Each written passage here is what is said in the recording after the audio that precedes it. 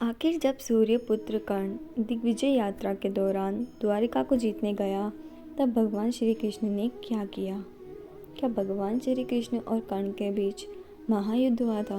तो आइए जानते हैं। भगवान श्री कृष्ण जैसा उत्कर्ष और साहस से भरा योद्धा द्वापर युग में कोई भी नहीं था, क्योंकि श्री कृष्ण स्वयं भगवान विष्णु के अवतार थे।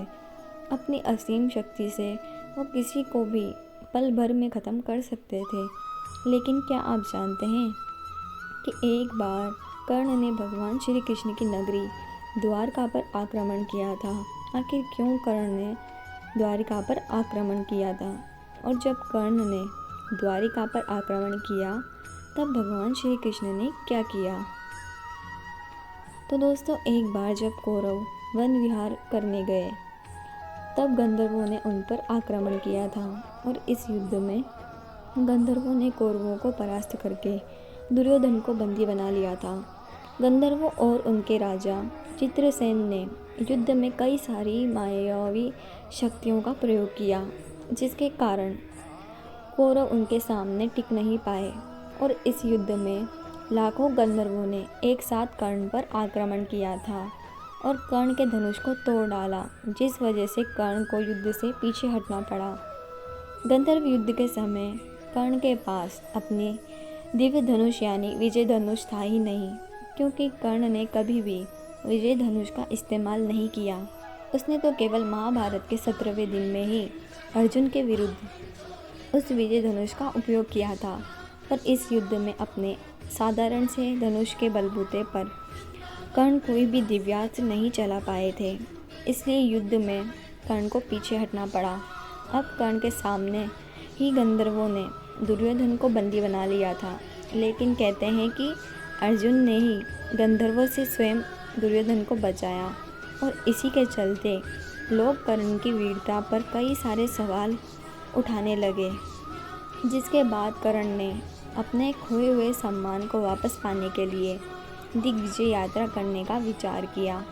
ये दिग्विजय यात्रा कर्ण ने तब की थी जब स्वयं पांडव को 12 वर्षों के वनवास और 1 वर्ष के अज्ञातवास के लिए भेज दिया था, और उस समय दुर्योधन ने धरती के सबसे मुश्किल यज्ञ यानी वैष्णव यज्ञ को किया। उसी समय कर्ण ने दिग्विजय यात्रा शुरू की और वो अपनी विशाल सेना के साथ दिग्विजय के लिए निकल पड़ा। पहले कर्ण ने पांचाल नरेश द्रुपद के राज्य पर आक्रमण किया और अपनी विशाल सेना के साथ कर्ण ने द्रुपद के राज्यों को चारों ओर से घेर लिया। जब द्रुपद को संदेश मिला कि कर्ण ने उसके राज्यों पर आक्रमण किया है, तब द्रुपद ने अपनी सेना को लेकर युद्ध क्षेत्र में जा पहुंचा। इसके बाद कर्ण और द्रुपद में एक भयंकर युद्ध हुआ, लेकिन कहते हैं कि इस युद्ध में कर्ण ने द्रुपद को पराजित कर अपने अधीन कर लिया था और इसके बाद द्रुपद का राज्य पांचाल हस्तिनापुर के अधीन हो गया। कर्ण ने द्रुपद को सोना चांदी और कर देने के लिए विवश कर दिया था। महाभारत काल में भगदत्त नामक एक पराक्रमी राजा हुआ करता था। वो पराग ज्योतिषपुर का राजा था। वैसे तो भगदत्त बहुत ही बुजुर्ग योद्धा था, लेकिन फिर भी उसमें इतना पराक्रम था कि उनसे युद्ध करने का कोई भी नहीं सोचता था, क्योंकि उनसे युद्ध करना बिल्कुल नामुमकिन था। दरअसल भगदत्त के पिता का नाम नरकासुर था। उसके पास भगवान विष्णु का वैष्णव अस्त्र था। उसने अपने पुत्र भगदत्त को यह अस्त्र दे दिया था। वैष्णव अस्त्र को किसी भी अस्त्र से नहीं रोका जा सकता था, लेकिन कर्ण ने अपने दिग्विजय यात्रा के दौरान महापराक्रमी भगदत्त को भी परास्त कर दिया था। दिग्विजय यात्रा के समय कर्ण ने भगदत्त के राज्य पर बड़े ही कुशलता के साथ आक्रमण किया और इसके बाद भगदत्त के साथ जब कर्ण का महायुद्ध हुआ, तो कर्ण उसमें भगदत्त को परास्त करके एक वीर योद्धा कहलाया। इसके बाद कर्ण ने मगध और छेदी को भी जीत लिया था। इसी तरह कर्ण ने सारी दिशाओं में दिग्विजय यात्रा कर सारे राज्यों को अपने अधीन कर लिया, यानी कि हस्तिनापुर के अधीन कर लिया। और अंत में कर्ण अपनी सेना को लेकर श्री कृष्ण की नगरी द्वारिका पे पहुंचते हैं। देवराज इंद्र के पुत्र अर्जुन के साथ कर्ण की दुश्मनी थी, इसलिए इंद्र ने जल्द ही कर्ण की दिग्विजय यात्रा का संदेश बलराम जी के पास पहुंचा दिया। अब इंद्र बलराम जी से कहते हैं कि हे बलराम, कर्ण दिग्विजय यात्रा पर निकला है। उसने एक एक करके सारे राज्यों को परास्त कर दिया है और अब उसकी नज़रें द्वारिका पर है और वो अपनी सेना के साथ द्वारिका की ओर बढ़ रहा है। इंद्रदेव की यह बात सुनकर बलराम जी कहते हैं, हस्तिनापुर की अधीनता हम यादव कभी भी स्वीकार नहीं करेंगे। अगर कर्ण की सेना द्वारिका के द्वार पर पहुंची तो हम उसकी सेना के साथ साथ उसे भी यमलोक के द्वार पर पहुंचा देंगे और आज पूरा संसार बलराम के क्रोध को देखेगा। द्वारिका पर आक्रमण करने से पहले कर्ण को यमलोक भेज दूंगा। इसके बाद बलराम जी भगवान श्री कृष्ण के पास जाकर उनसे कहा, कर्ण का दुस्साहस तो देखो कन्हा, वो सेना लेकर हमारी द्वारिका पर आक्रमण करने आ रहा है।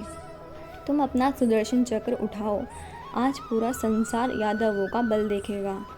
मैं नहीं चाहता कि युद्ध की अगुवाई तुम करो, क्योंकि युद्ध की अगुवाई मैं करूँगा और कर्ण और उसकी सेना को मौत के घाट उतार दूंगा। बलराम जी के क्रोध को देखकर भगवान श्री कृष्ण ने उन्हें शांत करते हुए कहा, दाऊ, आप पहले शांत हो जाइए। बिना कर्ण की मंशा को जाने हमें उससे युद्ध नहीं करना चाहिए। जितना मैं कर्ण को जानता हूँ वो सभी योद्धाओं से थोड़ा भिन्न है। वीर होने के साथ साथ वो बहुत ही विनम्र स्वभाव का भी है। कर्ण से युद्ध करने से पहले हमको उससे ज़रूर बात करनी चाहिए। भगवान श्री कृष्ण की इन बातों से भी बलराम जी का गुस्सा शांत नहीं हुआ। वे भगवान श्री कृष्ण और पूरी यादव सेना के साथ द्वारका के मुख्य द्वार पर पहुँचे। जी हाँ, यादव सेना यानी कि नारायणी सेना, जिसका मुकाबला कोई भी नहीं कर सकता था। इसके बाद कर्ण भी अपनी सेना के साथ द्वारका पहुँचे और अपने सामने बलराम जी और श्री कृष्ण को देखकर हाथ जोड़कर प्रणाम किया। लेकिन बलराम जी का क्रोध शांत नहीं हुआ। उन्होंने अपने हाथ पर हल उठाकर कर्ण को युद्ध की चुनौती दी।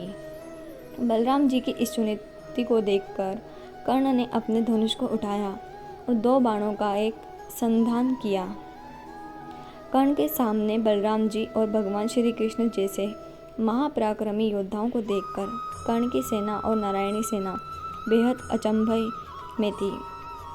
युद्ध क्षेत्र पर मौजूद हर एक योद्धा चिंता में था। इसके बाद कर्ण ने धनुष की प्रत्यंचा को खींचकर भगवान श्री कृष्ण और बलराम जी पर एक बाण चलाया, जो देखते ही देखते 2 भिन्न बड़ी बड़ी मालाओं में बदल गया और देखते ही देखते भगवान श्री कृष्ण और बलराम जी के गले में ये माला जाकर गिरी। कर्ण की विनम्रता को देखकर बलराम जी का क्रोध शांत हो गया। वो आश्चर्यचकित हो गए और इसके बाद कर्ण ने बलराम जी से कहा, बलदाऊ, हस्तिनापुर की तरफ से मैं दिग्विजय यात्रा करने निकला हूँ। मैंने चारों दिशाओं के सारे राज्यों को जीत लिया, लेकिन श्री कृष्ण और आपसे युद्ध करके भला मैं कैसे जीत सकता हूँ? और आखिर कौन जीता है आज तक? तो मैं जीतना क्यों चाहूँगा? इसलिए मैं द्वारिका को जीतने नहीं आया हूँ, बल्कि द्वारिका के साथ संधि करने आया हूँ। इसलिए हे बलदाऊ, कृपया आप हस्तिनापुर की मित्रता को स्वीकार करें। कर्ण की बातों को सुनकर बलराम जी बहुत प्रसन्न हुए। उन्होंने कर्ण से कहा, अद्भुत कर्ण, अद्भुत। तुम्हारे इस विनम्रता को देखकर मैं बहुत ही प्रसन्न हुआ हूँ। मैंने बहुत से बड़े बड़े पराक्रमी योद्धा देखे, लेकिन उनके अंदर विनम्रता की हमेशा कमी रहती है। लेकिन आज मैंने तुम्हें देखा तो मैं धन्य हो गया। समस्त राज्यों को जीतकर तुमने अपने पराक्रम की घोषणा तो कर दी, लेकिन साथ ही तुम्हारी विनम्रता को देखकर मैं बहुत ही प्रसन्न हुआ हूँ और इसलिए मैं हस्तिनापुर की मित्रता को स्वीकार करता हूँ।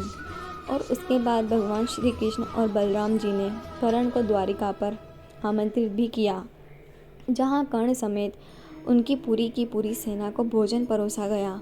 वैसे तो कर्ण ने कई सारे राजाओं को परास्त करके उनके राज्यों को अपने अधीन कर लिया, यानी कि हस्तिनापुर के अधीन कर लिया, लेकिन उसने द्वारिका पर आक्रमण नहीं किया और ना ही उनसे युद्ध करने की सोची, क्योंकि स्वयं कर्ण भी जानता था जहाँ पर शेषनाग और स्वयं श्री हरि विष्णु के अवतार मौजूद है, वहाँ कोई साधारण मनुष्य तो क्या, देवता भी युद्ध नहीं कर सकते।